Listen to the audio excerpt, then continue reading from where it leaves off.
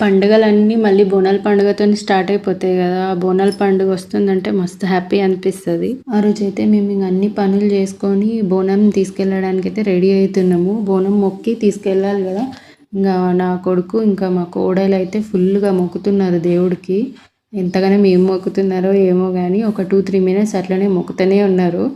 వీళ్ళ మొక్కుడంతా అయిపోయినంక ఇంకా బోనాలు తీసుకెళ్దామని స్టార్ట్ అయినాం మేము. ఆ రోజు బాగానే లేట్ అయినట్టు అనిపించింది. ఏందో ఎప్పుడు కాలేదు అంత లేట్ కానీ కొంచెం లేట్ అయింది. ఇంకా వీళ్ళందరిని అయితే ఫొటోస్ దింపినాం. వీళ్ళు ఓవర్ యాక్షన్ బాగా చేస్తున్నారు. ఇంకా ఫొటోస్ దిగమంటే అస్సలు సపోర్ట్ చేయలేదన్నమాట.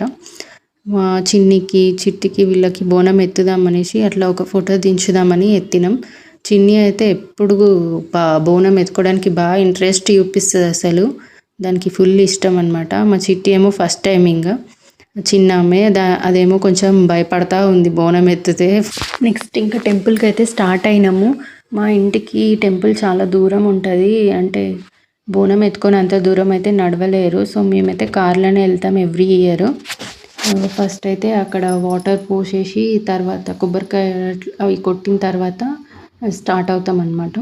2 బోనాలు ఎందుకున్నాయంటే మేము ఇక్కడ బోనం ఎక్కించిన తర్వాత ఇంకా మా పాతింటి దగ్గరికి వెళ్తాం. మా పాతింటి దగ్గర పుట్ట ఉంటుందన్నమాట. మా అమ్మ ఎవ్రీ ఇయర్ ఇక్కడ బోనం ఎక్కించి అక్కడ కూడా బోనం ఎక్కిస్తుంది. అండ్ ఇంకా పాతింటి దగ్గర పోషమ్మ గుడి ఉంటుంది, అక్కడికి వెళ్తాం గుడికి. అంతేగాని ఇంకా బోనం అయితే ఏం ఎక్కియము. ఇప్పుడు ఇదంతా అయిపోయిన తర్వాత మళ్ళీ మేము అక్కడికి వెళ్ళాలి. అక్కడైతే బాగా జరుగుతుంది. అంటే చాలామంది అందరూ ఒకటేసారి తీస్తారనమాట. ఇక్కడ నార్మల్గా ఇక్కడ టెంపుల్స్లో ఎవరిది వాళ్ళు వెళ్ళిపోతారు.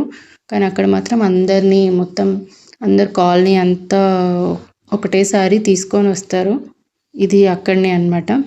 ఒక 6 ఇయర్స్ అవుతుందేమో మేము వేరే దగ్గర షిఫ్ట్ అయ్యి. అంతకుముందు ఎప్పుడు మా చిన్నప్పటి నుంచి ఎప్పుడు ఇక్కడనే సెలబ్రేట్ చేసుకునేటోళ్ళం. ఇక్కడనే బోనం చేస్తుండే మా అమ్మ. సో ఇప్పుడు ఇంకా అక్కడ చేస్తాము. ఇప్పుడు తాత వాళ్ళ ఇంటికి అయితే వచ్చినాము.